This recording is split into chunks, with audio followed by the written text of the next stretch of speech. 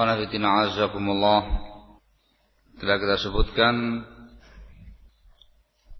beberapa penjelasan tentang langkah yang harus diambil di dalam mensikapi kesalahan seseorang. Kita masih pada proses yang pertama, langkah yang kita lakukan sebelum menetapkan, menghukumi sebagai sebuah kesalahan, sebagai orang yang bersalah. Yang pertama dengan cara husnudzon, yang kedua dengan tabayyun. Terkait dengan prinsip tabayyun, ada beberapa perkara penting yang harus diperhatikan. Di antaranya yang pertama ialah talabul isnad, meminta sanadnya. Dan yang kedua al-ilmu bihalin naqil, mengetahui keadaan seseorang yang menukil berita tadi. Dia harus adil dan harus dhabit.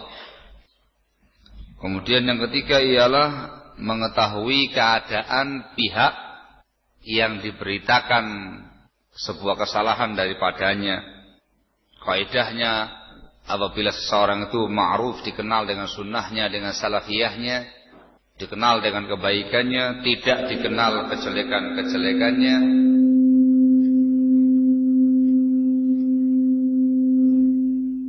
maka hukum asal dia sebagai orang yang baik.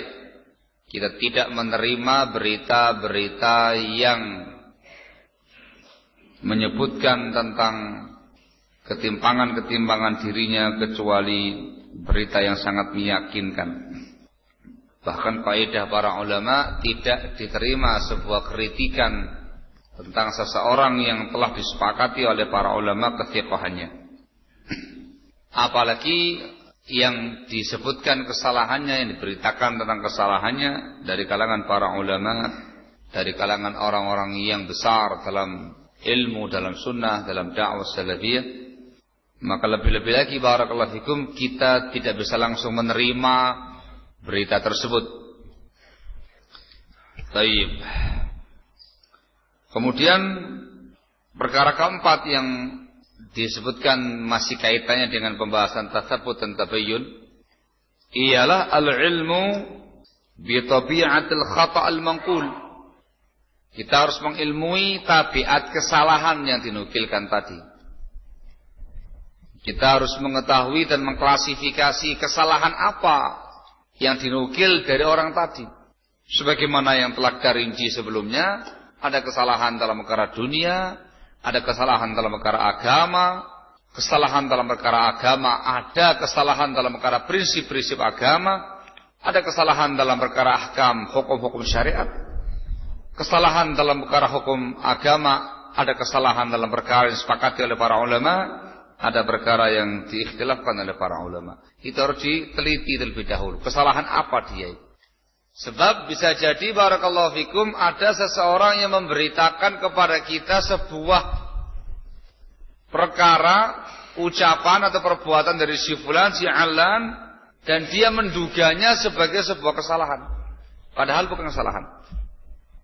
Dia menduganya sebagai sebuah penyimpangan, padahal bukan penyimpangan. Bisa jadi karena orang yang menukil itu tidak paham, tidak mengerti tentang hakikat al-khata' tadi itu. Barakallahu fikum. Atau mungkin juga dia tidak punya kemampuan untuk mengklasifikasi kesalahan tadi. Wallahul musta'an. Ala kulli hal, perlu dicamkan empat-empatnya ini. Sanadnya, yang menukil bagaimana keadaannya, pihak yang dinukil kesalahan daripadanya, siapa dia, kesalahan yang diberitakan, apa kesalahannya, supaya bisa kita sikapi secara tepat sesuai dengan keadaannya masing-masing.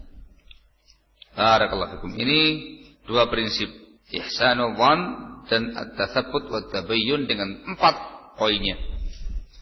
Maka ikhwanatina azakumullah, kalau terpenuhi semuanya, ada seseorang yang memberitakan kepada kita kesalahan si fulan, sudah kita kasih husnul dhann, sudah kita kasih mahmal hasan, makna-makna yang terbaik yang memungkinkan bagi kalimatnya atau perbuatannya.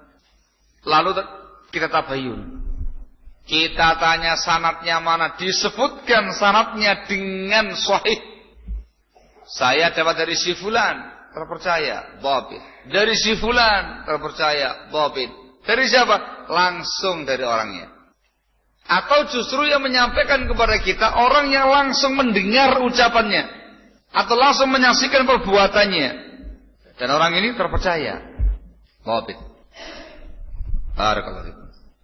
Dan kesalahan yang dimaksudkan atau kesalahan yang disampaikan kepada kita ialah kesalahan yang memang fiddin, urusan agama.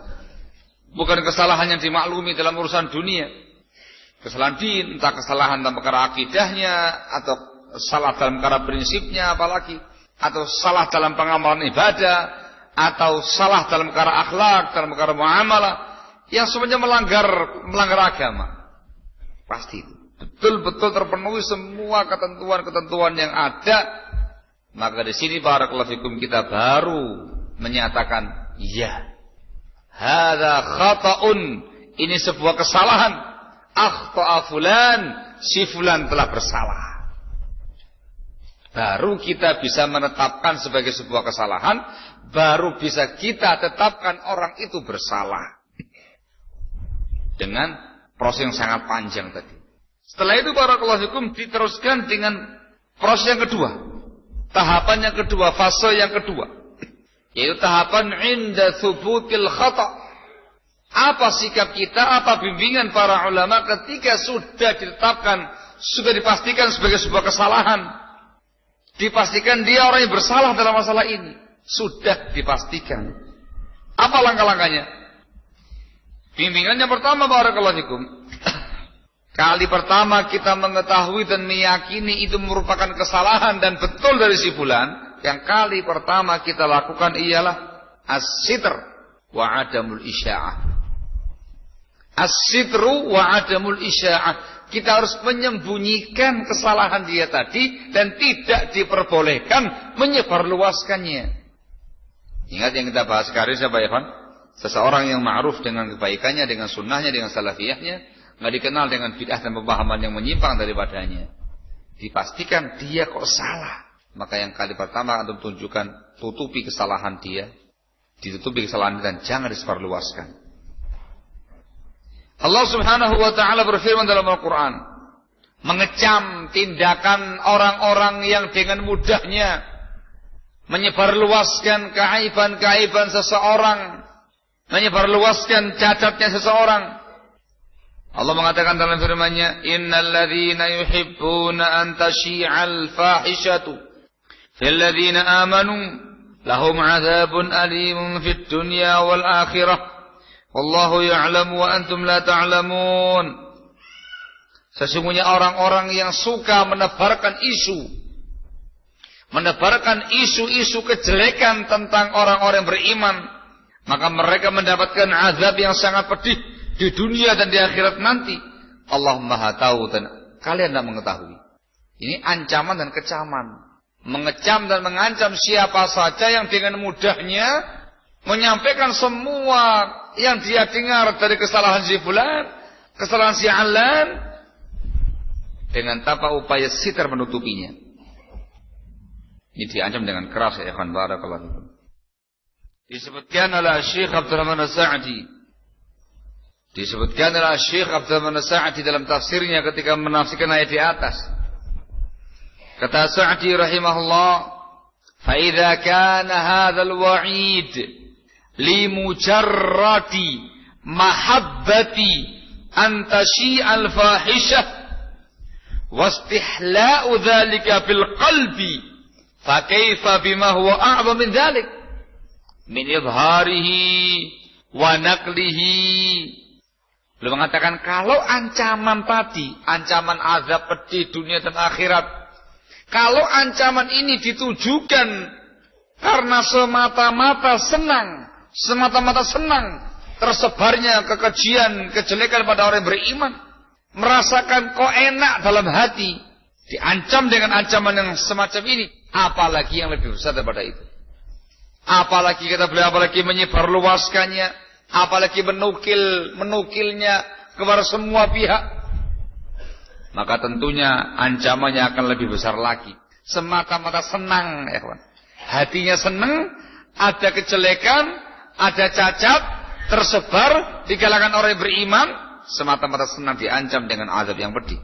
Apalagi sampai menukilnya, menampilkannya, memasyhurkannya, menyebarluaskannya, maka tentu ancamannya lebih berat lagi. Barakallahu fikum. Nah, juga Rasulullah alaihi salatu wasallam menyatakan dalam hadisnya yang ma'ruf yang saya bacakan tadi di atas, "Wa man satara musliman satarahu Allahu fid dunya wal akhirah." Dan barang siapa yang menutupi aib seorang muslim, maka Allah akan tutupi aibnya dia dunia dan akhirat nanti. Ada wadah, sangat jelas anjurannya. Barakallahu fikum.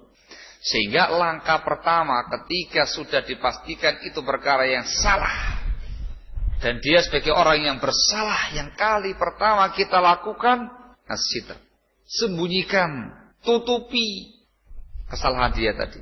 Jangan kamu sebarluaskan. Barakallahu fikum. Ingat, ini kalau pelakunya itu melakukannya juga sembunyi-sembunyi, tidak ada yang tahu. Lain halnya kalau pelakunya itu terang-terangan dalam melaksanakan sesuatu yang menyimpang tadi atau yang salah tadi, terang-terangan, namanya mujaharah. Maka yang semacam ini tidak ada lagi untuk ditutup-tutupi, disampaikan, ditegur, dijelaskan kesalahan dia tadi, sebagaimana dia menjabarkannya sendiri, menyebarluaskannya sendiri di kalangan khalayak ramai. Sebagaimana saya terangkan di atas yang sebelumnya, bedakan antara orang yang sembunyi-sembunyi mengerjakan kesalahannya dan orang yang terang-terangan dalam mengerjakannya. Dan dibahas sekarang, kita tidak tahu dia terang-terangan mengerjakannya.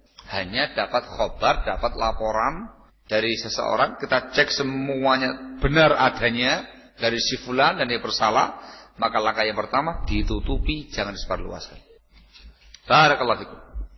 Kemudian di sini ada beberapa lawazim, beberapa konsekuensi yang disebutkan para ulama terkait dengan lawazimus sitr, konsekuensi kita menutupi aibnya. Di antara konsekuensinya ialah bayanul akhta duna ta'arrudi lil ashkhas ma amkana dzalik. Kita menjelaskan kesalahan-kesalahan tadi dengan tanpa menyinggung pelakunya. Kita jelaskan penyimpangannya, jelaskan kesalahan-kesalahannya dengan tanpa menyebut dan menyinggung pelakunya sebisa mungkin. Karena tujuannya barakallahu fikum dalam menerangkan kesalahannya, dalam rangka untuk supaya umat tahu perkara yang salah jangan dikerjakan. Barakallahu fikum, itu tujuan intinya. Ini merupakan uslubun nabawi, cara yang biasa dilakukan oleh Rasulullah SAW.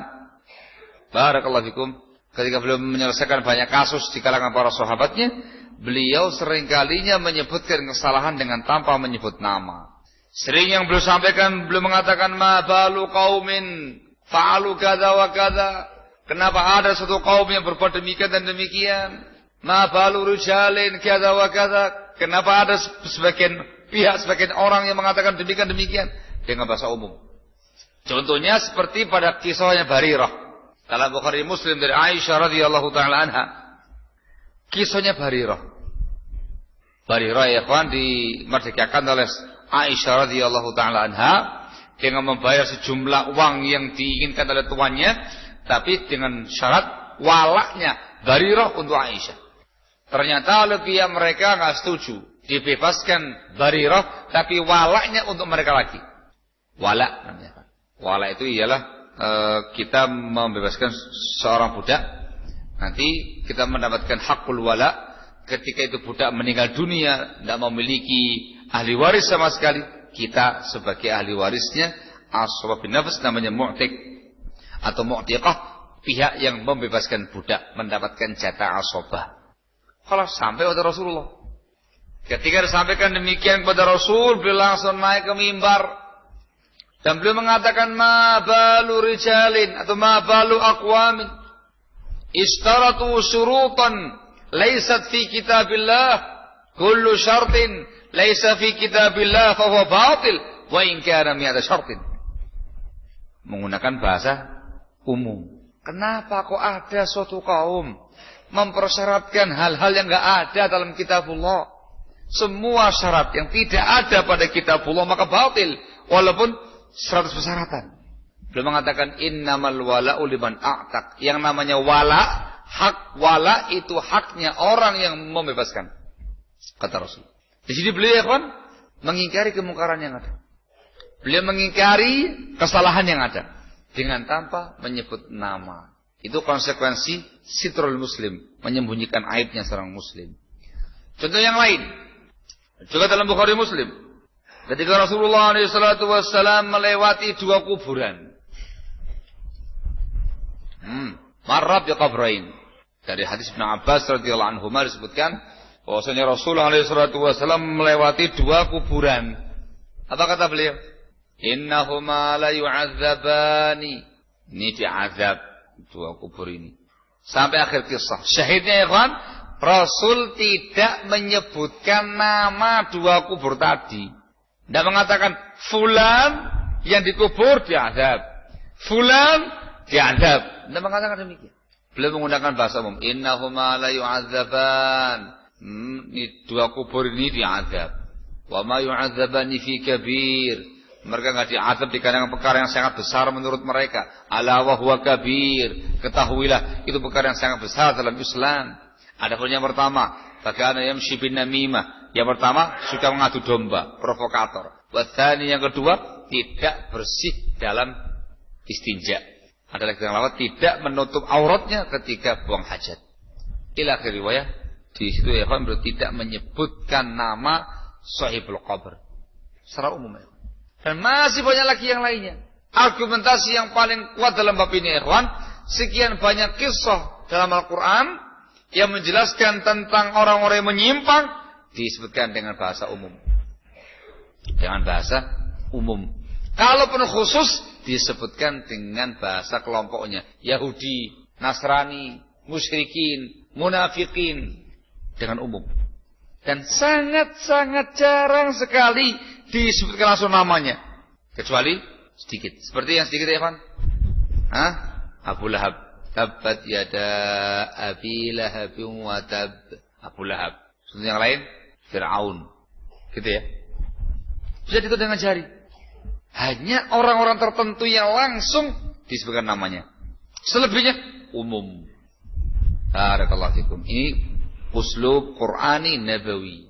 Camkan baik-baik ya. Itu hukum asal ya ya. Menjelaskan kesalahan, menerangkan penyimpangan-penyimpangan yang ada, menerangkan yang batil yang ada dengan tanpa menyebut nama. Itu konsekuensi as-sitr. Barakallahu fikum. Konsekuensi as-sitr yang lainnya. Konsekuensi anjuran untuk menutupi aib seorang muslim ialah at-tahdhir min isya'atil fahishah. Ada peringatan dari menebarkan kesalahan-kesalahan orang tersebut. Dilarang ya. Disebutkan oleh Al-Hafidz Ibnu Rajab Al-Hambali rahimahullah dalam kitabnya beliau Al-Farqu Baina Nasihati wa Ta'yir. Kata Ibnu Rajab rahimahullah, ammal isya'ah wa izharul uyub fahuwa mimma harramahu Allah Ta'ala wa rasuluh. Adapun isya'ah menyebarluaskan kesalahan orang tadi, wa izharul uyub dan menampilkan menunjukkan keaiban-keaiban dirinya, itu merupakan perkara yang diharamkan oleh Allah dan diharamkan oleh Rasulnya alaihi salatu wassalam. Allah mengatakan dalam firman-Nya, innal ladzina yuhibbuna an tashi'al fahishatu fil ladzina amanu ila akhir ayat. Yang saya bacakan di atas. Sesungguhnya orang-orang yang menginginkan, mencintai tersebarnya kejelekan pada orang yang beriman, bagi mereka azab yang sangat pedih di dunia dan di akhirat nanti. Dikecam ya. Diriwayatkan dari Ali bin Abi Thalib radhiyallahu an, beliau mengatakan, qailul fahishah walladhi yushi'u biha fil ithmi sawa. Orang yang mengucapkan perkara-perkara yang jelek dan orang yang menyebarkannya dosanya sama. Jadi orang tadi yang kamu katakan pelaku kesalahan, pelaku dosa, pelaku kemaksiatan, berdosa dia. Kamu juga yang tidak bisa menutupinya, malah kamu sebarluaskan, malah kamu tampilkan, kamu beberkan di depan banyak pihak. Kamu juga berdosa. Dosanya sama. Yang itu dosa melaksanakan atau mengucapkan tindakan yang jelek, sementara kamu dosa menyebarluaskan perkara yang jelek. Sawa fil itsm ya. Allahul musta'an. Sehingga di sini khonafidina azakumullah dilarang untuk menyebarluaskan keaiban seseorang. Ingat ya, yang kita bahas sekarang, yang kita bahas sekarang ini, seseorang yang dikenal dengan sunnahnya, dengan kebaikannya, dengan salafiyahnya, tidak dikenal dengan bid'ahnya dan penyimpangan-penyimpangannya. Ketika dipastikan dia salah sebagai orang yang bersalah, maka yang kali pertama kita lakukan sembunyikan, tutupi keaibannya, tutupi kesalahan-kesalahan dia, jangan kamu sebarluaskan. Dan yang ketiga yang para laki ikhwan, tidak diperbolehkan untuk dikecam di halayak ramai. At-tahdzir min at-ta'yir wa tawbih. Termasuk konsekuensi as-sitr, konsekuensi menyembunyikan kesalahan orang lain tadi, ikhwan. Kita tidak diperbolehkan untuk mencela dia atau merendahkan dia atau menghinakan dia, apalagi di depan banyak pihak. Diriwayatkan dari Fudail bin Iyad rahimahullah. Kata Fudail bin Iyad rahimahullah, al-mu'min yasturu wa yansah wal fajir yahtik wa yu'ayyir. Kata Fudail bin Iyad, seorang yang mukmin menyembunyikan kesalahan. Yang kita bahas sekarang ini, seseorang yang dikenal dengan sunnahnya, dengan kebaikannya, dengan salafiyahnya, tidak dikenal dengan bid'ahnya dan penyimpangan-penyimpangannya. Ketika dipastikan dia salah sebagai orang yang bersalah, maka yang kali pertama kita lakukan sembunyikan, tutupi keaibannya, tutupi kesalahan-kesalahan dia, jangan kamu sebarluaskan. Dan yang ketiga yang para laki ikhwan, tidak diperbolehkan untuk dikecam di halayak ramai.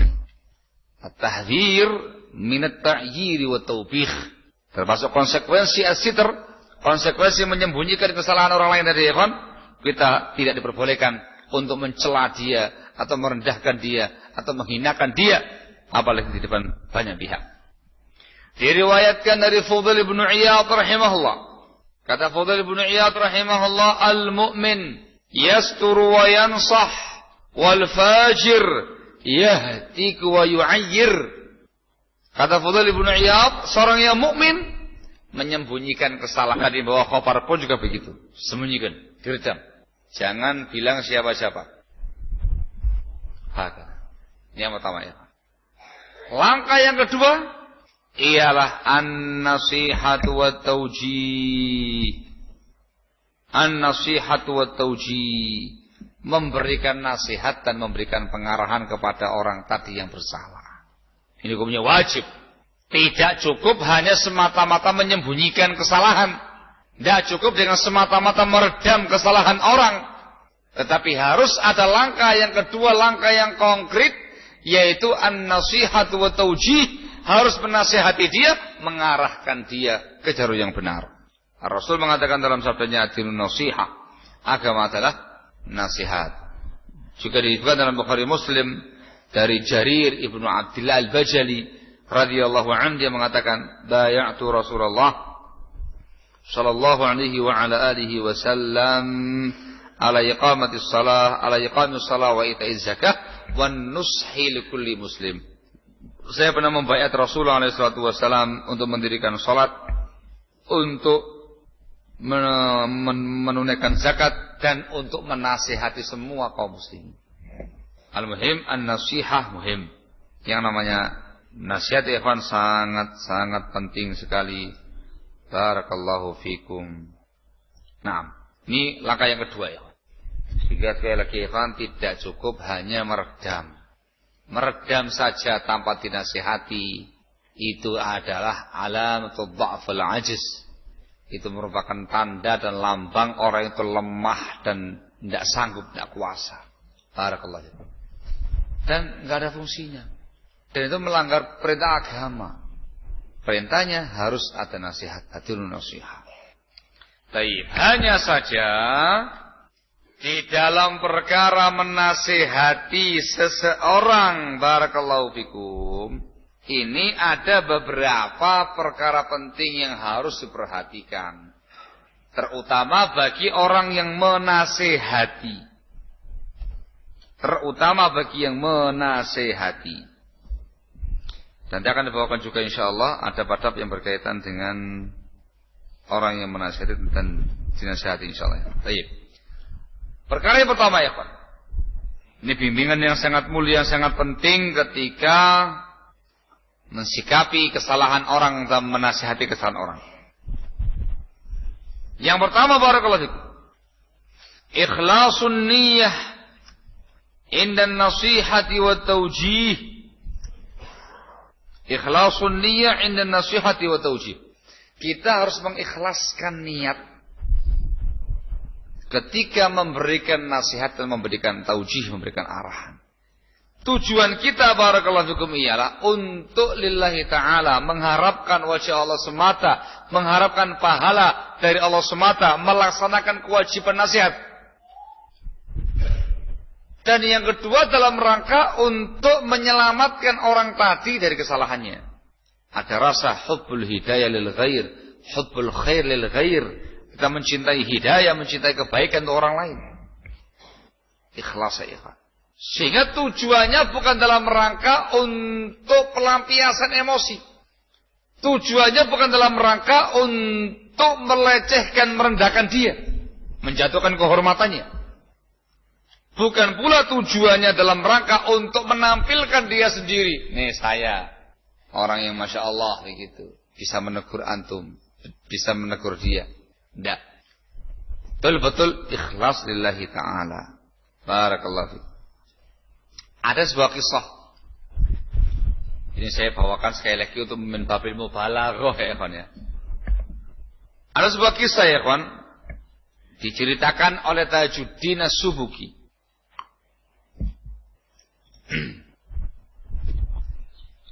Diceritakan oleh Tajuddin As-Subuki. Dia mendapatkan sebuah faedah dari ayahnya, yaitu Taqiyuddin Ibnu Subuki. Kata Tajuddin, kuntu jalisan bidihlizi darina.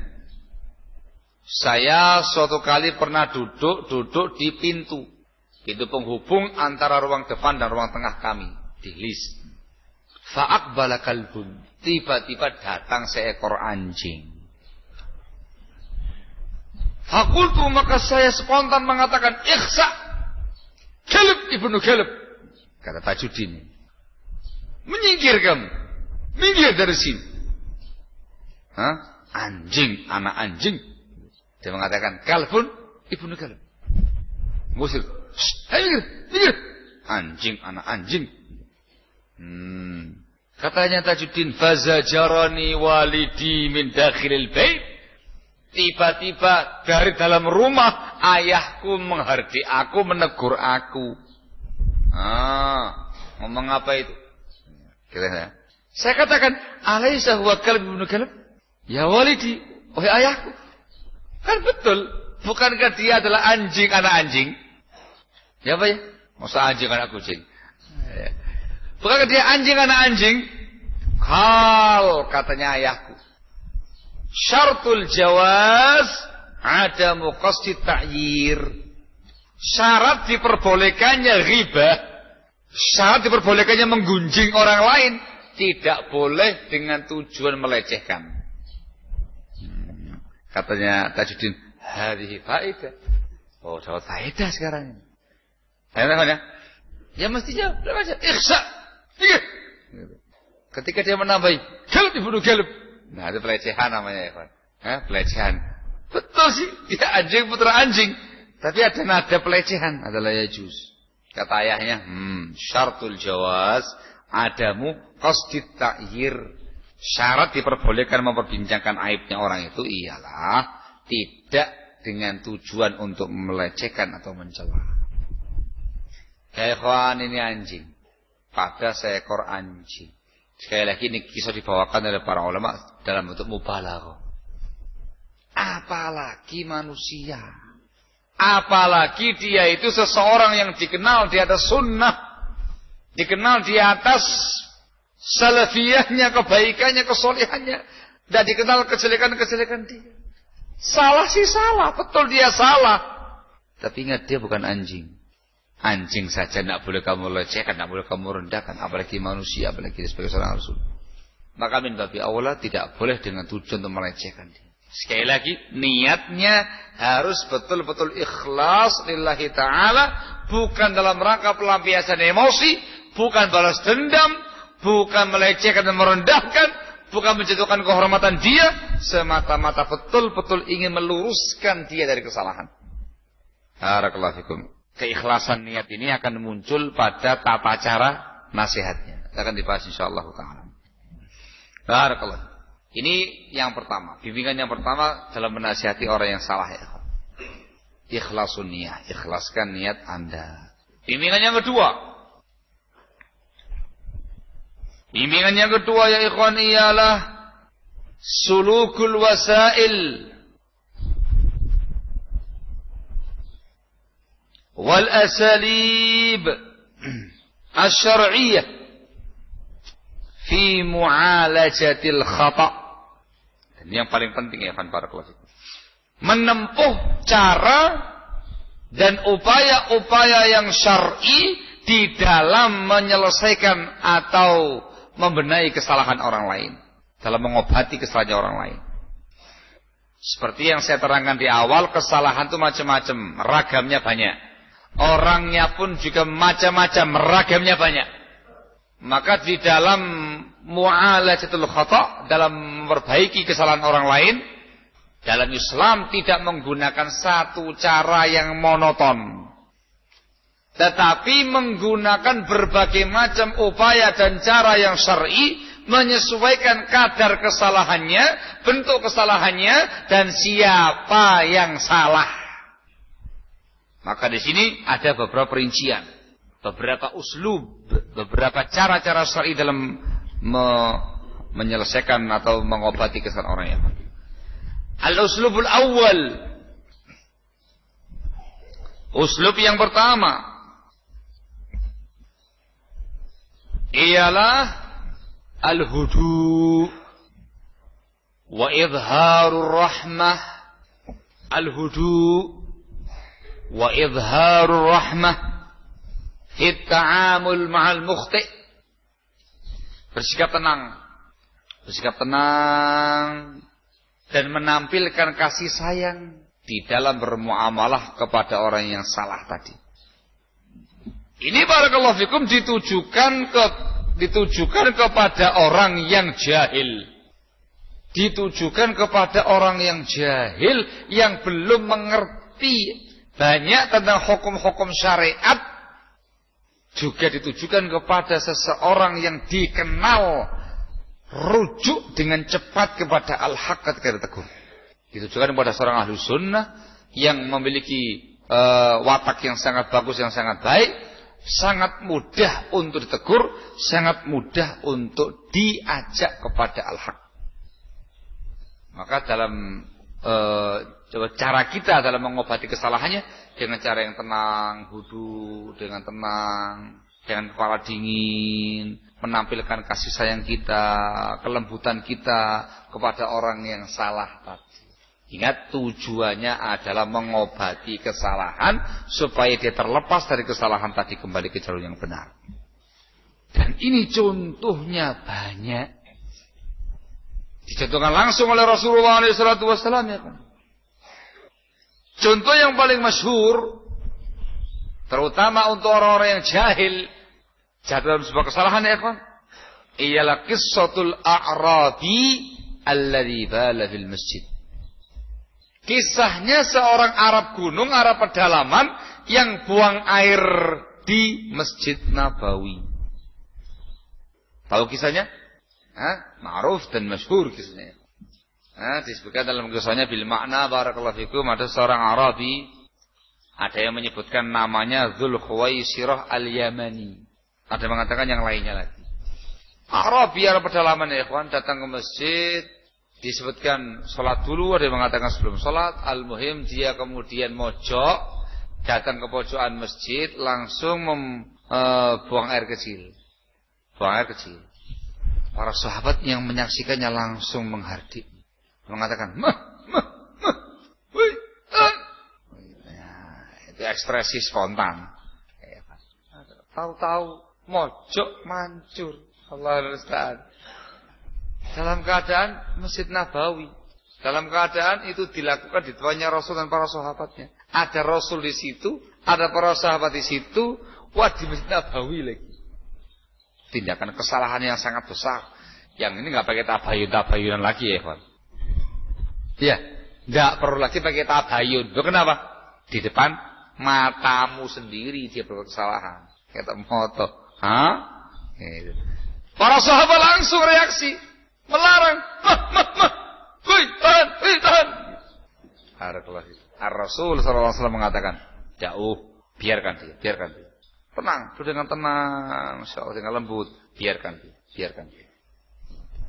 Biarkan buang air kecil di masjid. Lalu Rasul memberikan nasihat kepada para sahabatnya. Beliau mengatakan, innama bu'ithtum yassirin walam tub'athu mu'assirin. Wahai para sahabat, khususnya kamu diutus untuk memberi kemudahan kepada orang lain, tidak diutus untuk membuat orang lari. Selesai dia buang hajatnya, beliau mengatakan kepada para sahabat, ambil satu gayung air, satu timba air, siramkan pada kotoran dia. Ambil, siramkan, selesai. Rasul nasihati orang tadi dengan nasihat yang tenang, dengan kepala dingin, maksudnya dengan rahmah, dengan halus, dengan lembut, dengan hikmah, sampai ini adalah masjid, tidak diperbolehkan padanya kotoran-kotoran semacam ini. Ini masjid untuk sholat, untuk zikir, baca Al-Quran, untuk ibadah. Masya Allah, semuanya selesai. Solusi yang terbaik. Itu Arabi betul-betul terkesan dengan tarekohnya Rasul SAW. Disebutkan dalam riwayat yang lain, itu Arabi berdoa kepada Allah dengan doa, Allahumma arhamni wa Muhammada wa la tarham ma'ana ahada. Ya Allah, rahmati aku dengan Muhammad saja, jangan rahmati orang lain bersama dengan kami. Aku sama Muhammad saja. Itu namanya simpati.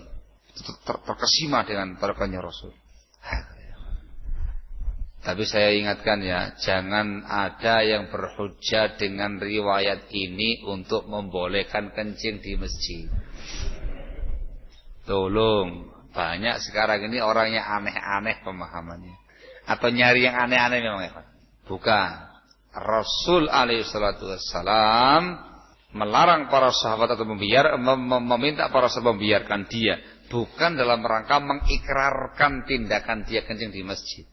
Katanya para ulama, Rasul membiarkan dia supaya mencari madarat yang paling ringan lah. Katanya para ulama dalam syarah riwayat ini, kalau seandainya itu Arab gunung dicegah langsung, dihardik, maka dua kemungkinan katanya para ulama. Kemungkinan yang pertama, dia akan takut, dia akan kaget, dia akan lari dalam keadaan sudah mancur, sudah keluar air kencingnya. Dia takut, dia lari, ke sana kemari sambil ininya menjerat. Allah Ustaz. Sehingga yang kena najis itu pakaiannya, ya badannya, ya banyak tempat di masjid yang lainnya. Nggak bagus. Atau kemudian yang kedua, dia langsung ketakutan dan tidak jadi keluar, tertahan di dalam dikarenakan takut dan kagetnya dia. Itu membahayakan dia, menimbulkan penyakit dan segala macam yang sangat membahayakan dia. Tapi kalau dibiarkan, maka dia akan mengeluarkan hajatnya di satu tempat saja.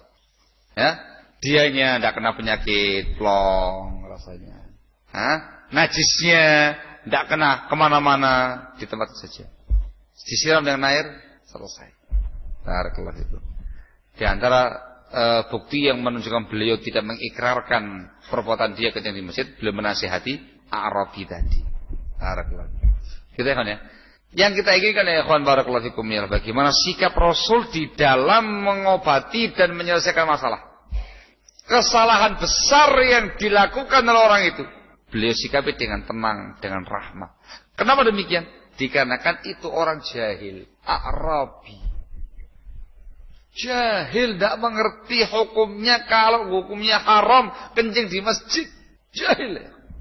Maka Rasul memberikan solusi yang terbaik, menangani kesalahan yang ada dengan cara yang terbaik pula.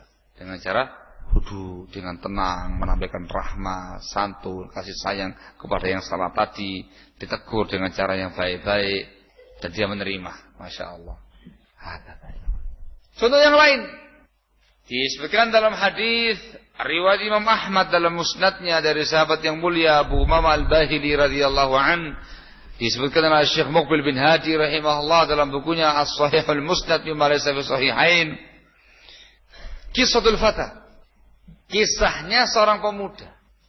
Disebutkan ada seorang pemuda yang datang kepada Nabi SAW. Di samping ada sebagian sahabatnya.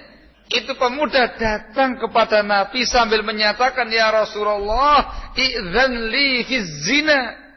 Ya Rasulullah, izinkan aku untuk berzina. Masya Allah. Itu ucapan yang benar apa salah? Loh, kok diam aja. Benar apa salah? Ya salah. Lah kok enak izin berzina? Zina perkara yang diharamkan dalam agama, dosa besar yang besar. Yang ini nggak usah pakai tabayun lagi sudah. Di depan Rasul sendiri dia mengungkapkan kalimat itu, idzan li fi zina. Reaksi para sahabat juga demikian, langsung, "Wis, apa ini? Apa ini? Ngomong apa ini?" Rasul sallallahu alaihi wasallam tidak marah, tidak kemudian mencaci maki, tidak pula mencela, tidak pula memukul atau yang semisalnya, tidak. Beliau juga dengan sikap yang tenang, sikap yang bijak, sikap yang santun, yang rahmat. Beliau mengatakan kepada pemuda itu, "Udnu." Mendekat ke pemuda. Mendekat pemuda tadi. "Udnu." Mendekat lagi. Mendekat lagi. Ini mungkin sudah down duluan ya, kawan ya. Ini suruh mendekat ini mau diapain ini, kawan. Mendekat lagi. Dosa besar yang besar. Yang ini enggak usah pakai tabayun lagi sudah. Di depan Rasul sendiri dia mengungkapkan kalimat itu, idzan li fi zina. Reaksi para sahabat juga demikian, langsung, "Wis, apa ini? Apa ini? Ngomong apa ini?" Rasul sallallahu alaihi wasallam tidak marah, tidak kemudian mencaci maki, tidak pula mencela, tidak pula memukul atau yang semisalnya, tidak. Beliau juga dengan sikap yang tenang, sikap yang bijak, sikap yang santun, yang rahmat. Beliau mengatakan kepada pemuda itu, "Udnu." Mendekat ke pemuda. Mendekat pemuda tadi. "Udnu." Mendekat lagi.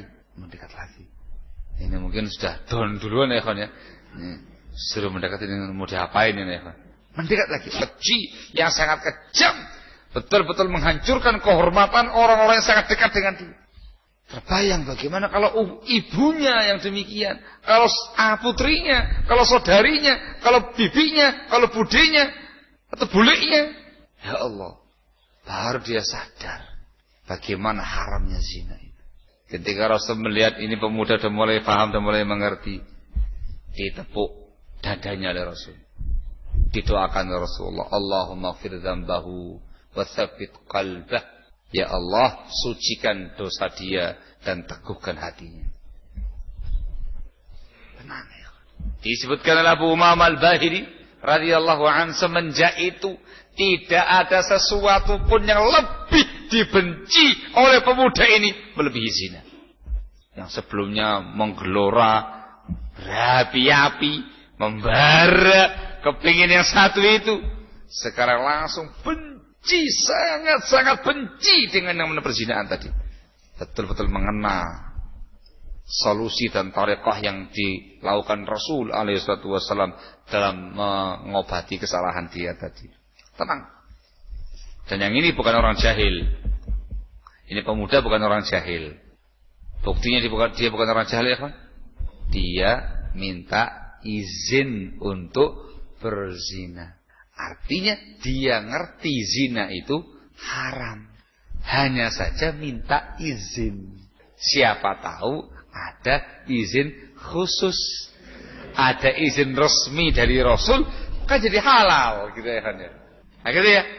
Tidak ada pengecualian, semuanya haram ya kan.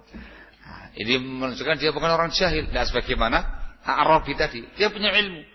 Tetapi di sini dia adalah pemuda yang sedang dikuasai oleh syahwatnya, oleh nafsunya, sehingga nafsu dia mengalahkan akal sehatnya.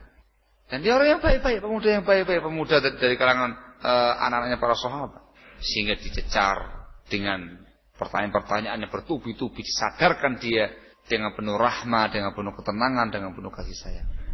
Enggak usah banyak bicara, langsung dengan pertanyaan, atuhibbuhu li ummik wa ibnatik wa ukhtik wa ammatik wa khalatik. Langsung tas. Tapi dengan tenang, sadar. Maka demikianlah barakallahu fikum, semestinya kita sebagai kaum muslimin, terutama sebagai para duat ila Allah, ketika dipastikan dan tahu fulan salah dan dia sebagai orang yang bersalah, tatkala kita menasihati dia, ikhlaskan niat dalam menasihati dan pilih cara yang paling tepat sesuai dengan keadaan orang tadi. Kalau dia orang yang sangat jahil, tidak mengerti tentang agama Allah, sikapi dengan tenang, dengan rahmah, tegur dia dengan cara yang baik. Atau dia sebagai orang yang tahu ilmunya, seorang sunni, salafi, khilaf dalam kesalahan dan segala macamnya, dikenal sebagai orang yang paling mudah rujuk kepada al-haq, mudah dinasihati dengan cara yang lembut, dengan cara yang baik, dengan rahmah. Sebagaimana contohnya Rasulullah SAW. Ini yang pertama ya kan, at-tariqatul ula. At-tariqatul tsaniyah atau al-uslubus tsani.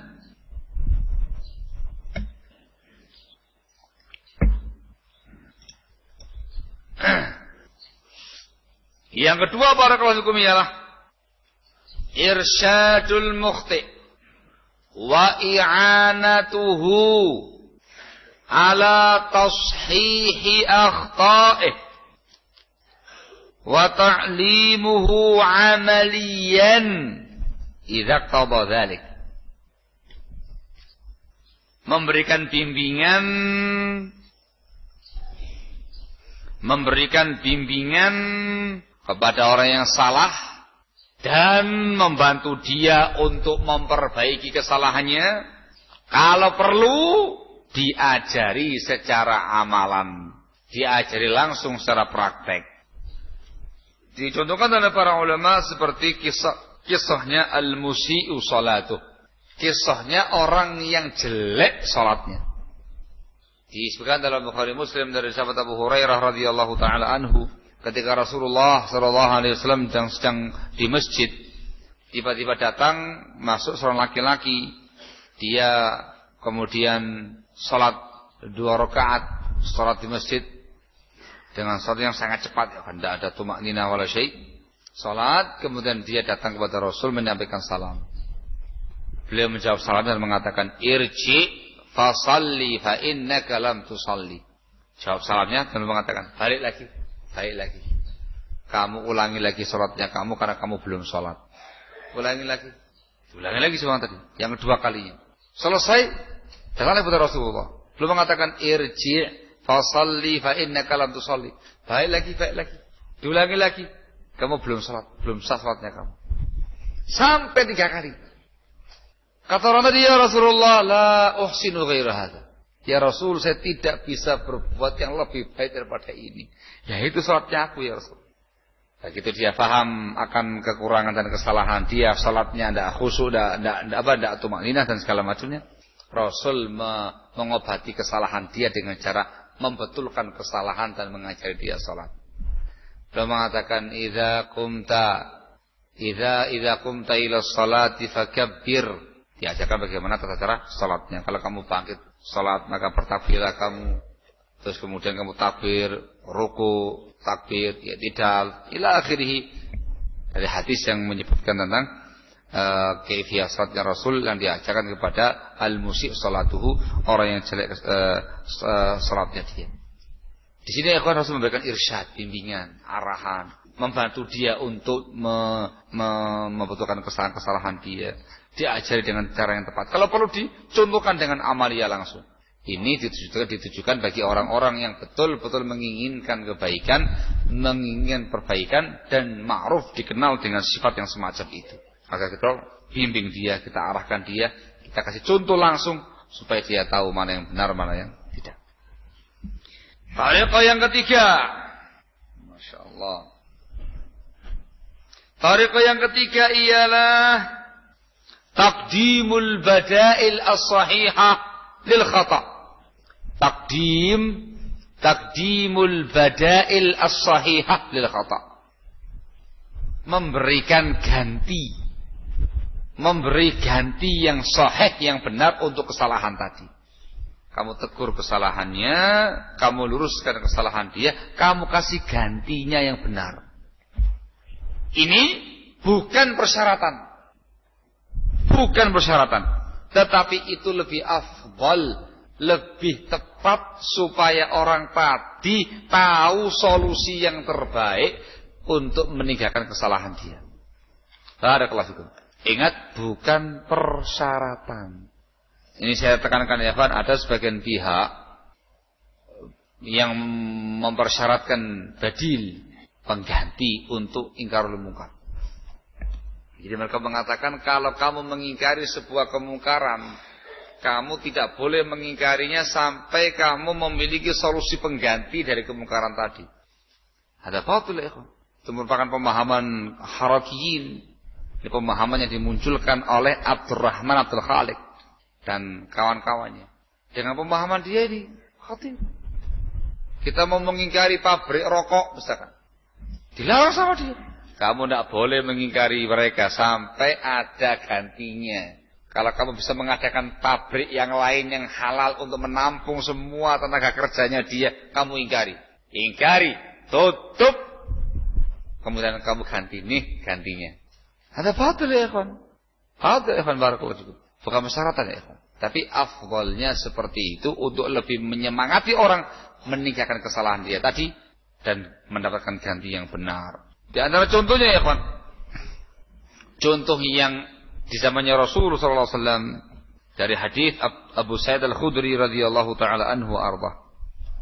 Disebutkan pernah sahabat Bilal datang kepada Nabi alaihi salatu wassalam membawa kurma yang bagus. Bawa kurma yang sangat bagus. Kata Rasul, "Min aina hadza?" Dari mana kamu kok dapat kurma yang bagus lagi? Katanya Bilal, "Kana indana tamrun radi." Tadi kita memiliki kurma yang jelek ya Rasul. Fabi'tu minhu sa'aini bisa'. Maka saya jual 2 sok kurma jelek dengan 1 sok kurma baik. Jadi beliau membawa 2 sok kurma jelek mendapatkan 1 sok kurma yang bagus. Untuk kita kasih kepada Rasul. Maka Rasul mengatakan ketika itu, Allah, ainur riba, la taf'al. Wah. Aduh. Ini riba. Jangan kamu kerjakan. Di sini Rasul menasihati, menegur. Dan ingat bahasanya agak sedikit tegas. Allah, ainur riba. Langsung. Kenapa beliau tegas semacam ini ya Pak? Dikarenakan yang melakukannya sahabat Rasul yang sangat mulia, yang memiliki ilmu yang luas semacam Bilal bin Rabah. Bukan lagi orang jahil. Kok nggak ngerti ini riba. Jangan kamu kerjakan. Dan Rasul tidak berhenti sampai sini. Beliau meneruskan kembali sabdanya, memberikan solusi. Kata Rasul, walakin idza aradta an tashtariya fabi'it tamr bi bai'in akhar thumma ishtari. Kalau kamu kepingin membeli kurma yang bagus tadi, kamu jual kurma kamu yang jelek dengan yang lain, entah dengan uang atau semisalnya, nanti uangnya kamu ini kamu belikan untuk beli kurma yang bagus. Kata Rasul. Itu solusi. Nah, dalam Islam tidak boleh jual kurma, bayar kurma dengan selisih. Itu tidak boleh. Kurma dengan kurma harus mithlan bimithlin, sama timbangannya. 1 sok juga. Tidak boleh selisih timbangan. Kalau terjadi beda timbangan, itu namanya riba fadl. Barakallahu fiik. Maka Rasul mengatakan, Allah, ainur riba, la taf'al. Namun dikasih solusi, kalau kepingin kurma yang bagus, jual dulu kurma yang lama yang jelek ini, dapat uang, uangnya itu kamu belikan kurma yang bagus. Barakallahu fikum. Itu namanya dikasih solusi. Itu yang terbaik. Lebih afdal supaya orang lebih mudah untuk menerima kesalahan dia, merubah kesalahan dia dan kembali kepada yang benar. Barakallahu. Dan masih banyak lagi yang lain. Contohnya sangat banyak barakallahu di dalam Islam. Ini cara yang ketiga ya, Pak. Ingat bukan persyaratan tapi perkara yang sangat dianjurkan. Tariqah yang keempat, uslub yang keempat ya. Ini harus sampaikan juga. Yang keempat ialah ta'dibul mukhti. Ta'dibul mukhti idza istalzama al-amru dzalik. Memberi pelajaran, memberi adab kepada orang yang salah tadi apabila keadaannya menghendaki demikian. Ini menunjukkan sikap ketegasan. Yang tadi yang halus-halus, yang lembut-lembut, yang rahmah-rahmah, sesuai dengan orang yang salah tadi. Kali ini tegas dengan ta'dib. Kalau kondisinya menghendaki demikian. Ini umumnya ditujukan kepada orang yang alim, yang memiliki ilmu, yang mengenal sunnah, mengenal dakwah, bukan orang yang jahil. Dan dia melakukan sebuah kesalahan yang mungkin dianggap cukup fatal, yang gak semestinya orang seperti dia salah dalam masalah itu. Dan ini urusan ta'dib, memberikan adab. Rasul membawakan contoh yang sangat beragam. Contoh-contoh yang sangat beragam, semua dalam rangka pelajaran adab. Di antara yang pernah beliau contohkan barakallahu fikum ialah al-i'rab. Afwan. Di antara contoh yang beliau sebutkan barakallahu fikum ialah izharul ghadab. Afwan. Izharul ghadab minal mukhti. Menunjukkan dan menampilkan amarah di hadapan orang yang salah tadi. Itu sudah bukan lagi her-heran, sudah bukan lagi ya akhi, enggak. Sudah marah. Kisah yang disebutkan oleh para ulama ialah kisahnya sahabat Mu'adz bin Jabal radhiyallahu taala anhu wa ardhah. Ketika beliau salat Isya bersama dengan Rasul sallallahu alaihi wasallam, kemudian beliau pulang ke kaumnya, mengimami kaumnya. Disebutkan ketika itu Mu'adz bin Jabal mengimami mereka dengan membaca surat yang panjang. Surat yang panjang. Ada seseorang yang kemudian keluar dari jamaah, keluar dari shaf, dia batalkan salatnya, dia salat sendiri. Dilaporkan kepada sahabat Mu'adz bin Jabal. Beliau mengatakan ini orang munafik. Keesokan harinya orang tadi langsung melapor kepada Rasulullah SAW. Dia mengeluhkan tindakan sahabat Mu'adz tadi. Maka Rasul SAW pun memanggil sahabat Mu'adz ibnu Jabal radhiyallahu taala anhu sampai di depan beliau mengatakan langsung dengan nada yang marah kepada Mu'adz. Afattanun anta ya Mu'adz, kata Rasul. Afattanun anta ya Mu'adz. Apa kamu membuat fitnah wahai Mu'adz? Membuat fitnah wahai Mu'adz? Marah Rasul. Tidak ada kata-kata afattan dengan bahasa senyum. Afattanun anta ya Mu'adz. Tidak cocok. Begitu ya? Tidak mungkin. Dengan bahasa yang tegas. Menunjukkan mimik yang sangat marah. Afattanun anta ya Mu'adz. Barakallahu ila akhir kisah. Sampai akhir kisah. Itu beliau kerjakan dikarenakan sahabat Mu'adz bin Jabal sahabiyun jalil, termasuk ulamanya sahabat.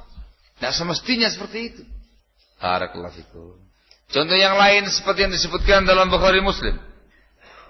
Dari hadis Abu Mas'ud Al-Ansari radhiyallahu taala anhu. Dia menceritakan ada seorang laki-laki yang datang kepada Nabi SAW dan dia berkata, "Ya Rasulullah." Ini lagi kata Rasul, "Ya Rasulullah, sesungguhnya aku sengaja telat datang untuk salat subuh. Min ajli fulan, dikarenakan si imam kami fulan ini, mimma yutilu bina fiha, dikarenakan dia sangat panjang sekali mengimami kami salat subuh." Katanya Abu Mas'ud Al-Ansari menggambarkan Rasul ketika itu.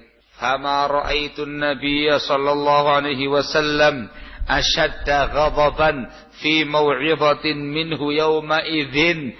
Aku tidak pernah melihat Nabi alaihi salatu wasallam lebih murka pada sebuah mau'izah beliau ketika itu melebihi hari itu. Marah besar Rasul. Thumma qala, beliau mengatakan, ayyuhan nas inna minkum munafirin, inna minkum munafirin, fa ayyukum shalla bin nas falyujiz fa inna fihimul kabir wad-dha'if wadul hajah. Wahai umat manusia, ada di antara kamu yang membuat umat lari.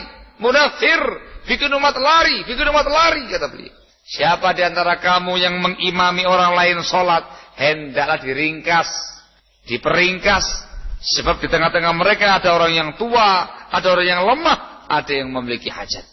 Marah. Jadi bukan kontradiksi dengan kisahnya Arabi tadi. Jangan kamu banding-bandingkan. Mana yang lebih besar?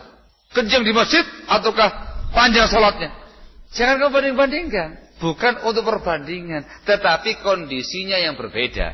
Kalau yang Arabi tadi jahil, tidak ngerti ilmunya, orang pedalaman, tidak mungkin disikapi dengan sikap yang keras, disikapi dengan sikap yang halus, yang lembut, sesuai dengan orangnya.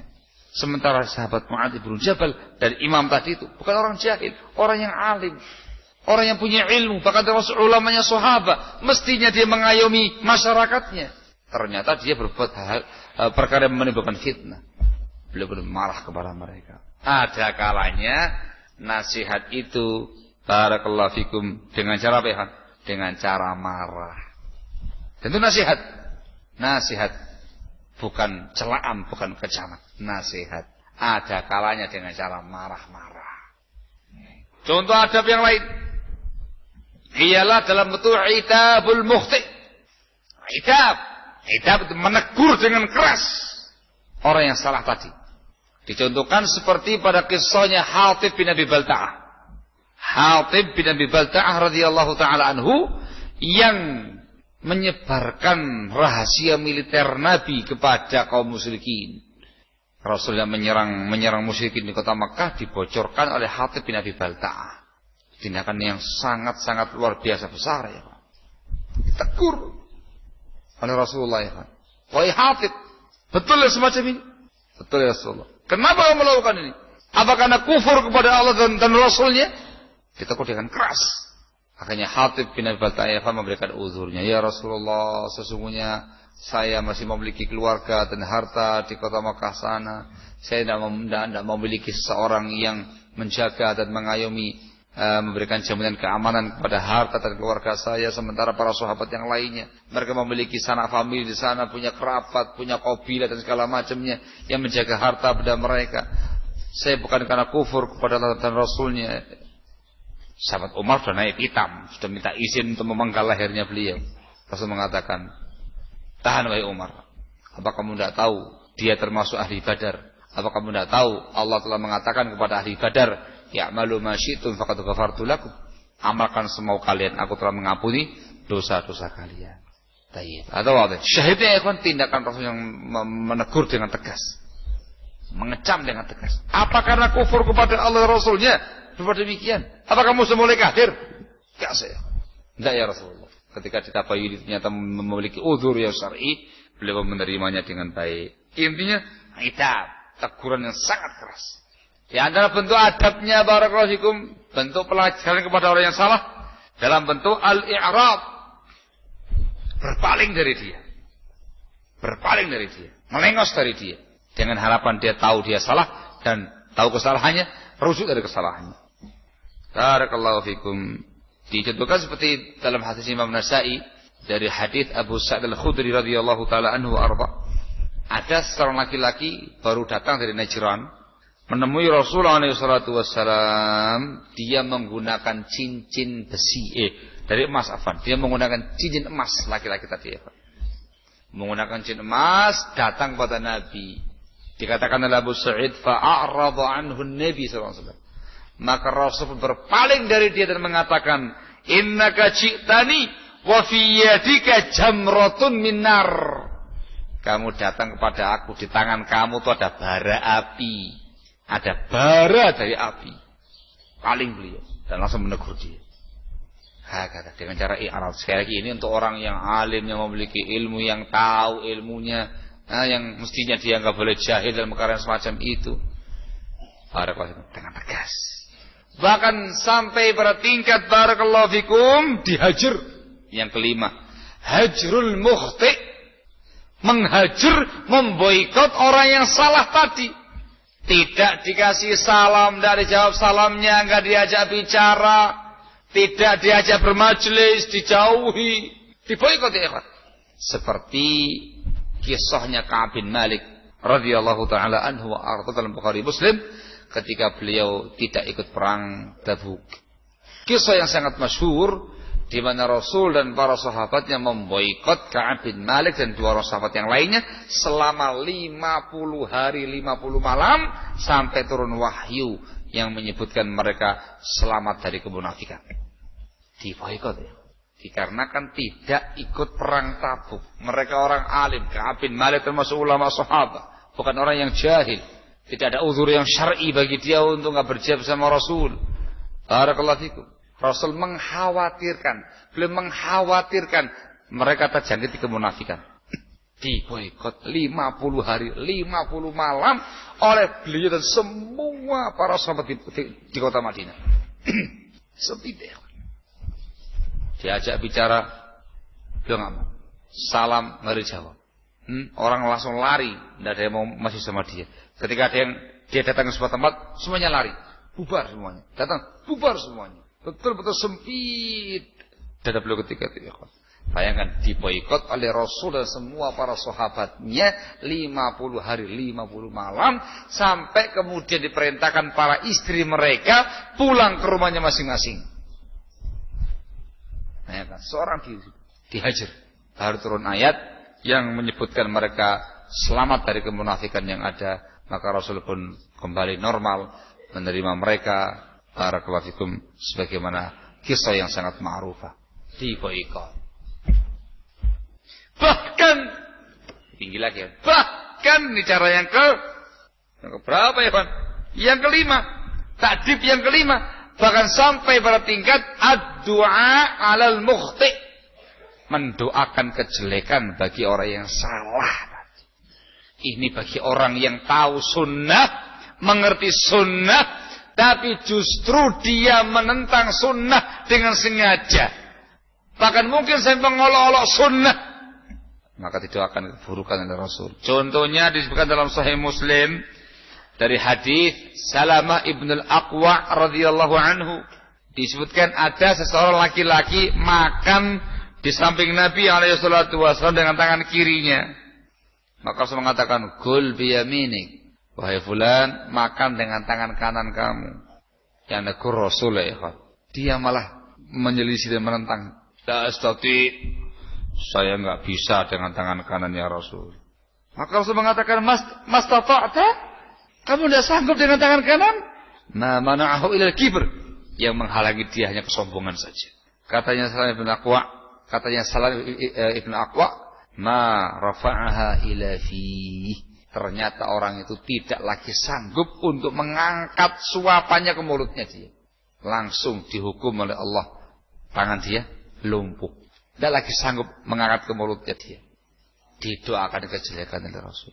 Bayangkan ya. Dikarenakan dia orang yang mengerti sunnah, paham sunnah, tapi dengan sengaja, dengan terang-terangan melecehkan sunnah, menentang sunnah, menyelisih sunnah, bahkan di hadapan Rasul sallallahu alaihi wasallam. Didoakan. Itu tergantung kondisinya masing-masing ya kawan.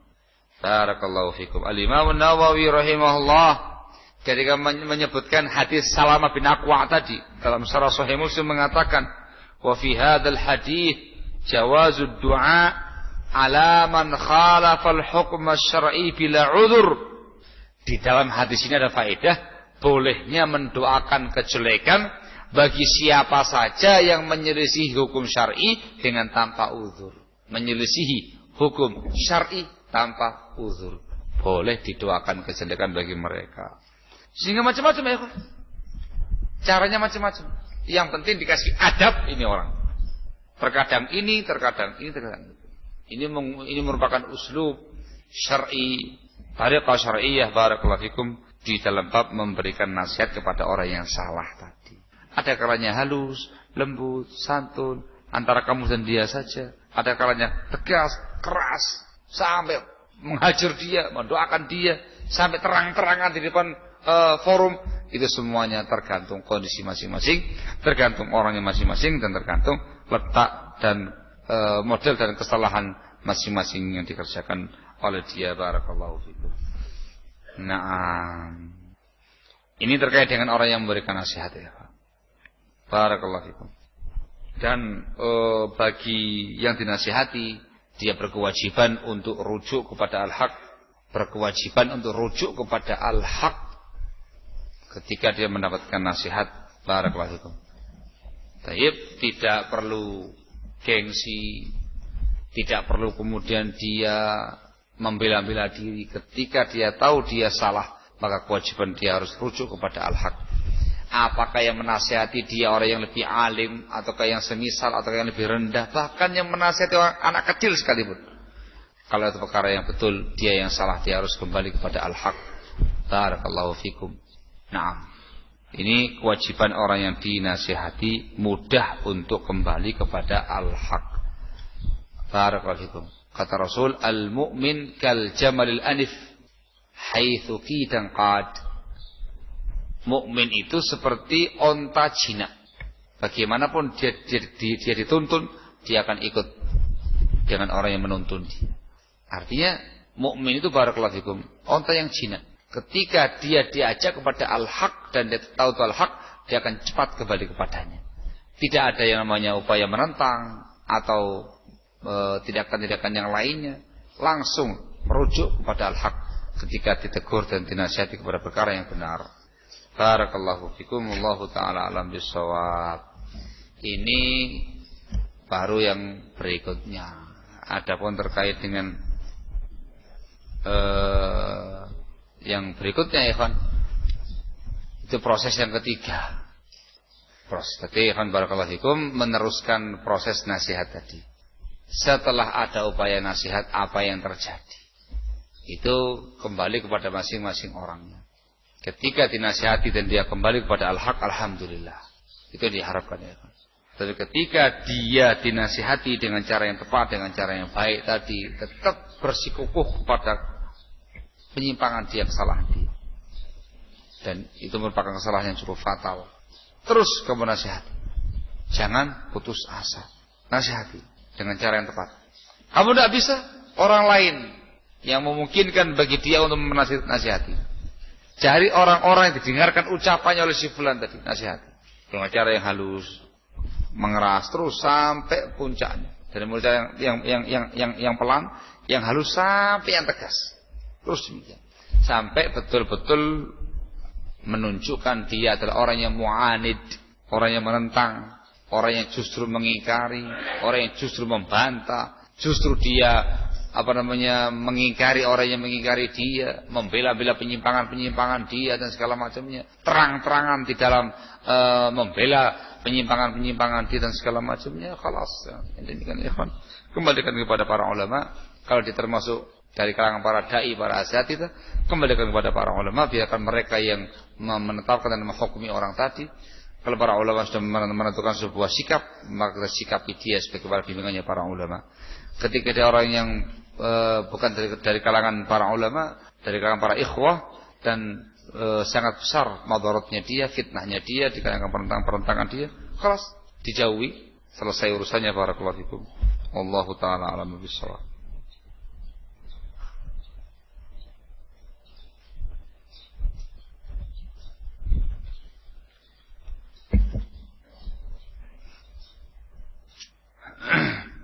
Bagaimana menerapkan prinsip tabayun dan tasabbut terhadap berita yang menyatakan bahwasanya Syekh Rabi salah dalam beberapa masalah akidah. Yang menyampaikan siapa? Man haddatsaka bihadza? Dalam talabul isnad. Siapa yang menyampaikannya? Man? Sumbernya sahih ataukah tidak? Barakallahu fikum. Dikarenakan yang kita tahu selama ini barakallahu fikum, Syekh Rabi bin Hadi hafizahullah taala wa ra'ah min kibar ulama, termasuk ulama hadis, ulama sunnah, ulama da'wah salafiyah, ulama yang ma'ruf dengan sunnahnya, dengan salafiyahnya dan segala perkara yang ma'ruf. Barakallahu fikum. Maka kema'rufan beliau semacam ini ikhwan tidak bisa dibikin goyang dan goncang dengan isu-isu sebagian pihak. Barakallahu fikum. Apalagi masalah akidah, sebutkan poin apa yang dimaksud. Nah, dan perlu dipahami sekarang ini bisa dikatakan hampir seluruh hizbiyin, terutama yang berkedok salafiyin, padahal mereka bukan salafiyin, sekarang ini mereka betul-betul sangat benci, sangat gerah dengan Syekh Rabi bin Hadi. Mereka semua di belahan dunia, bukan cuma di sana saja, di belahan dunia beramai-ramai menyuarakan suara-suara sumbang untuk menjatuhkan Syekh Rabi bin Hadi. Kita mengatakan beliau bukan maksum, manusia biasa, yukhti wa yusib. Tapi dalam perkara yang dibahas ini tadi, beliau justru di atas al-haq, didukung oleh para ulama kita, para masyayikh kita, Syekh Al-Albani, Syekh bin Baz, Ibnu Utsaimin dan juga yang lainnya. Ma'ruf dalam perkara seperti ini. Sehingga la yuqbalu jarhu man ajma'al ulama ala imamatihi. Tidak diterima kritikan seseorang yang disepakati oleh para ulama keimaman dia dan ketokohan dia dalam perkara ilmu agama. Dan ingat, kalau niatan dia dalam rangka untuk menjatuhkan seorang alim besar, maka orang ini yang bakal jatuh. Luhumul ulama'i masmumah. Daging ulama itu beracun ya akhi. Artinya apa? Kalau kamu menghibai para ulama, kamu yang bakal hancur, bukan ulamanya. Dikatakan sama sang penyair, ya natihal jabalil ali liyuklimahu asyik ala ra'si la tusyik ala jabali.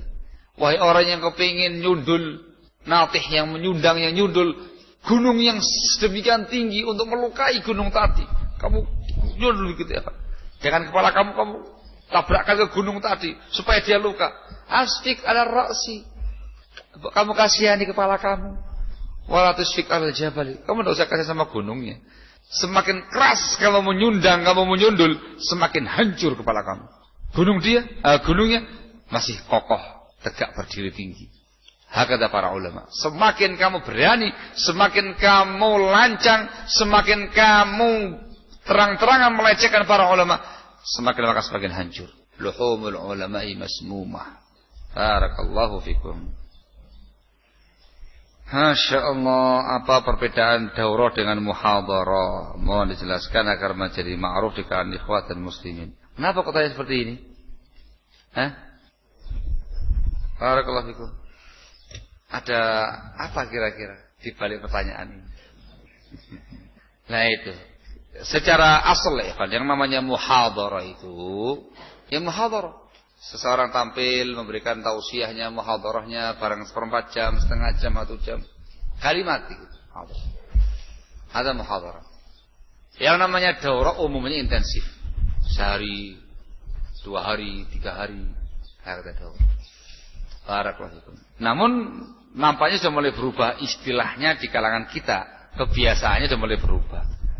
Muhadharah disebut dengan tabligh akbar ketika itu. Ya Pak ya? Tabligh akbar dikatakan mengundang banyak orang. Tabligh akbar. Akhirnya berubah lagi itu istilah di kalangan kita ya Pak. Di kalangan kita setiap kali ada acara taklim yang cukup panjang durasi waktunya dari mulai pagi sampai sore dan mulai pagi sampai malam dikatakan daurah. Itu istilah ya kan. Itu namanya istilahnya masing-masing tempat. La musyahata fil istilah. Tidak ada pertentangan dan yang perlu dibicarakan dalam masalah istilah seseorang. Barakallahu. Antum mau mengatakan ini muhadharah, antum mau mengatakan daurah, tidak masalah. Barakallahu. Tapi umumnya demikian. Apalagi yang ma'ruf atau yang masyhur di kalangan para ulama masyayikhna di Timur Tengah sana, ketika ceramah sejam setengah begitu, namanya muhadharah. Ketika dikatakan daurah itu berhari-hari. 2, 3, sepekan, 10 hari itu namanya daurah ilmiah. Biasanya kalau daurah mengkaji sebuah kitab sampai khatam, itu namanya daurah. Ya kalau seandainya nama tadi membuat ada sesuatu yang kurang tepat, ya sudah. Antum nggak usah menggunakan kata-kata daurah, antum mengatakan muhadharah. Atau mengesankan makna yang kurang bagus, Anda katakan muhadharah, saya mengatakan daurah. Misalkan muhadharahnya temanya Masya Allah gitu, menusuk, kupas tuntas fitnah halafiyin misal. Ini bukan hutang loh ya, bukan hutang, bukan janji, sekedar contoh. Anak khawatir tahu-tahu ditangkap sama panitia janji, oh enggak, afwan. Misalkan kupas tuntas fitnah halafiyah, itu kan bahas khusus masalah al-halabi. Antum menggunakan bahasa daurah. Hadirilah daurah kupas tuntas fitnah halabi. Muncul suara-suara sumbang. Maka lo lihat itu. Memang salafin itu menghabiskan waktunya untuk bicara masalah fitnah. Bikin daurah masalah fitnah halabi. Daurah. Bayangannya, berapa lama begitu. Dibayangkan, daurah itu umumnya 2-3 hari. Berarti mereka mengadakan 3 hari hanya bicara masalah ini. Misal, wah ini menimbulkan yang nggak bagus ini apanya. Ya sudah, jangan bikin daurah, muhadharah. Hadirilah muhadharah, kupas tuntas fitnah halabi. Selesai. Yang penting kan bukan kata-kata muhadharah sama daurahnya itu. Yang penting itu adalah isinya. Barakallahu fikum. Tapi ada sebagian yang demikian ya Pak. Berusaha untuk menikam salafi dan Ahlussunnah untuk menggambarkan mereka sibuk dengan yang namanya fitnah dengan penggambaran seperti itu. Mereka mengadakan daurah hanya untuk membicarakan ihya uturat. Daurah. Yang begitu. Mereka itu sibuk dengan fitnah, enggak sibuk dengan ilmu. Padahal ketika dicek, ya paling cuma 3 jam. Jam 10 mulai sampai setengah 12, 1 jam setengah. Istirahat, sholat, makan, segala macam. Jam 1 mulai sampai jam setengah 3. Kayak gitu ya? 3 jam. Ada kelas itu. Tapi digambarkan daurah gitu. Allah Ustaz. Ya kalau dikhawatirkan semacam itu bilang aja muhadharah, selesai. Dan intinya tidak benar kalau salafiyin sibuk dengan masalah fitnah. Nah kalau salafi sibuk dengan masalah fitnah, sing ngurus pondok sopo? Yang ngurus dakwah siapa? Nyatanya mahatnya Ahlussunnah yang berkembang. Ya Pak ya, di mana-mana berkembang. Tahfidz, ulumuddin, syabab, itu semuanya Masya Allah. Majalah-majalah di mana-mana. Punya salafin yang terus berkembang. Yang lainnya berguguran, hilang kabeh. Ini muncul tahu-tahu nggak nongol lagi, muncul nggak nongol lagi, muncul nggak nongol lagi. Ahlussunnah tambah banyak majalahnya. Barakallahu fikum. Hakata. Sibuk dengan fitnah? Ya enggak. Sesekali ya ikhwan. Dari ribuan ceramah ya sesekali bicara masalah kayak gitu. Itu pun enggak langsung to the point. Ini gini enggak, kasih mukadimah dulu, kasih ilmunya dulu, kasih kaidah dulu. Nih ayatnya, nih haditsnya, nih keterangan salafnya. Sampai paham, baru di akhirnya sedikit dijelaskan fitnah tadi begini. Ini bantahannya selesai. Dihitung dari 3 jam tadi itu paling pol setengah jam. Selebihnya untuk pemantapan kaidah dasar Ahlussunnah, ayat Quran, ayat hadits, keterangan salaf panjang begitu. Ya Pak ya Pak? Itu kebiasaannya para duat Ahlussunnah. Maka sangat tidak benar ketika dikatakan bahwasanya Ahlussunnah tersibukkan dengan fitnah yang ada. Pondok di mana-mana, semakin lama semakin berkembang, Masya Allah. Mereka lama-lama gugur kabeh. Mengadakan pondok ini tidak lama berhenti. Launching pondok ini tahu-tahu berhenti. Mengadakan launching pusat dakwah salafiyah, tidak ada suaranya lagi. Terus begitu, hilang semuanya. Tapi begitu urusan yang namanya begini-begini, semangat sana kemari, luar biasa. Jadi yang sibuk siapa ya, Pak? Yang sibuk siapa ya, Pak? Loh, kok diam aja. Yang sibuk ialah bukan Ahlussunnah. Ahlussunnah sibuk dengan ilmu. Barakallahu. Dan perlu dipahami, memberikan peringatan kepada umat tentang bahaya bid'ah dan ahlul bid'ah. Itu juga ilmu. Itu juga ilmu. Termasuk prinsip mendasar al-wala wal bara. Barakallahu. Bukan fitnah.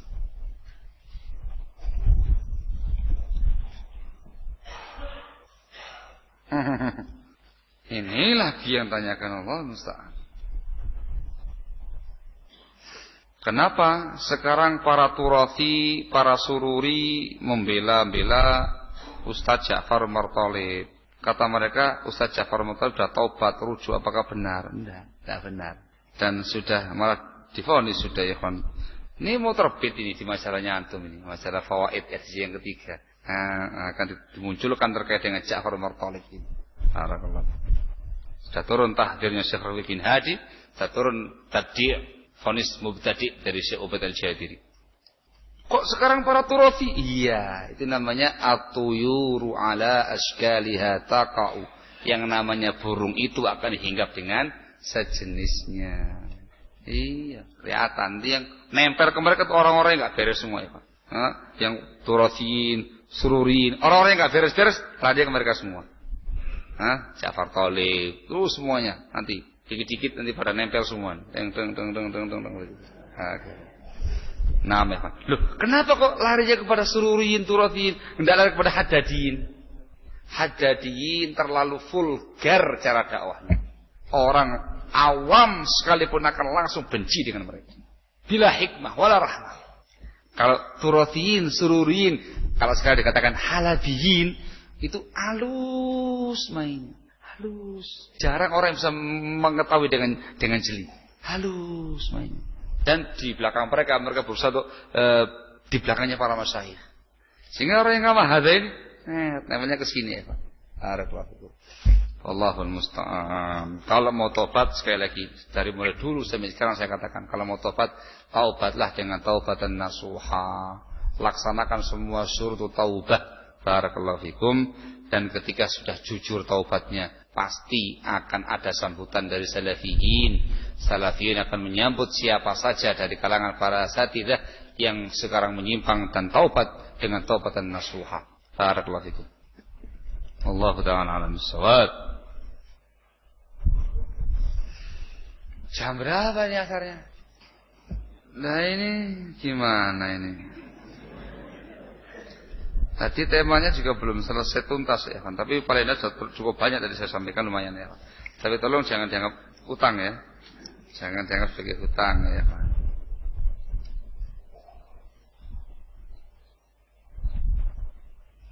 Ya Ustadz, Nabi SAW memiliki 9 istri. Apakah kehidupan beliau kaya atau miskin atau sederhana? Jika miskin, kenapa mampu menafkahi banyak istri? Karena di zaman ini biasanya yang melakukan sunnah poligami adalah orang kaya. Jika orang miskin atau sederhana melakukan poligami, maka jadi bahan hinaan dan ejekan di masyarakat. Mohon penjelasan. Masya Allah. Nah, Rasulullah SAW kehidupan beliau sederhana. Sederhana bahkan lebih sering pada kekurangan. Rasulullah. Tapi kenapa kok mampu menafkahi banyak istri? Beliau memberikan nafkah semampu beliau, tapi istri-istri beliau yang solehah. Tapi istri-istri beliau yang solehah tidak banyak menuntut suaminya untuk urusan duniawiyah semacamnya. Dengan penuh qanaah, dengan penuh keikhlasan, dengan penuh kesabaran, mendampingi Rasul SAW dalam kehidupannya apa adanya. Bahkan pernah Aisyah radhiyallahu taala anha menyebutkan selama 3 bulan berturut-turut hanya makan kurma dan air saja. Tidak ada yang ngeluh. Barakallahu. Nah, itu yang membedakan antara zaman itu dan zaman sekarang. Barakallahu fikum. Saya tidak suudzon muslimahnya enggak soleha, bukan. Tapi kurang soleha. Kalau tidak itu kan menafikan. Kalau kurang itu ada yang kurang memang gitu ya, Pak. Kurang solehah di dalam hal urusan nafkahnya ini. Banyak tuntutan, banyak permintaan, banyak keluhan dan segala macamnya. Ketika suaminya tidak memiliki apa-apa atau kekurangan dalam finansialnya, bukan kemudian sabar bersama-sama dengan sang suami menjalani kehidupan yang ada. Umumnya ya gitu lah. Ya rewel lah, ya nuntut lah, dan segala macam lah. Apalagi ketika suaminya kepingin poligami begitu, wah tambah jati itu. Istri yang pertama aja kayak gini, mau dikasih makan apa, yang kedua itu jangan-jangan semuanya tuh, yang kedua, yang pertama dilupakan. Al-muhis tambah gak garu-garuan deh, ya Allah. Tapi ingat, yang laki-laki juga harus ingat, untuk maju kepada poligami juga tidak boleh menyengsarakan istri. Harus adil dalam nafkahnya semampu dia, adil dalam masalah rumahnya, tempat tinggalnya semampu dia, dan adil dalam perkara kismahnya, pembagian jatahnya. Barakallahu fikum. Nah, sehingga beda zaman sekarang ini dan zaman dahulu kala. Sehingga jangan heran kalau zaman sekarang ini yang berpoligami itu masya Allah ya, termasuk luar biasa. Termasuk luar biasa dan sedikit.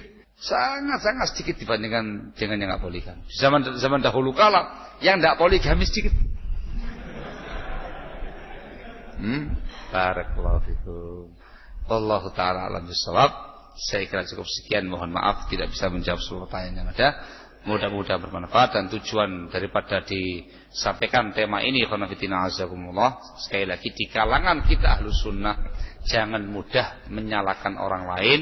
Jangan mudah menuduh orang lain berbuat salah, tetapi gunakan proses yang jelas tadi seperti yang diterangkan di atas, sehingga terjaga ukhuwah, terjaga persaudaraan di kalangan Ahlussunnah Salafiyin. Dalam keadaan kesalahan yang ada dibenahi dan diluruskan dengan cara-cara yang syar'i. Dan sekali lagi saya ingatkan, apa yang disampaikan tadi tidak diterapkan untuk seseorang yang ma'ruf dengan bid'ahnya atau yang sudah divonis sebagai ahlul bid'ah. Tolong jangan sampai ada yang tanya, Afwan Ustaz, apakah Ustaz Ja'far Umar Thalib sudah diproses seperti yang disebutkan tadi?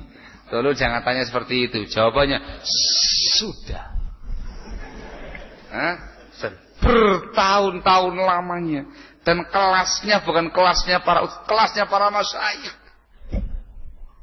Dan jangan sampai ada orang yang kemudian sok besar dan sok berani, saya akan memprosesnya. Ya kita gila, sudah selesai urusannya, sudah hatam. Mereka para ulama dan para asatidzah sudah menasihati dari mulai A sampai melebihi Z. Kalau begitu, sudah semua selesai. Ada apa kok tahu-tahu kok jadi pahlawan begitu?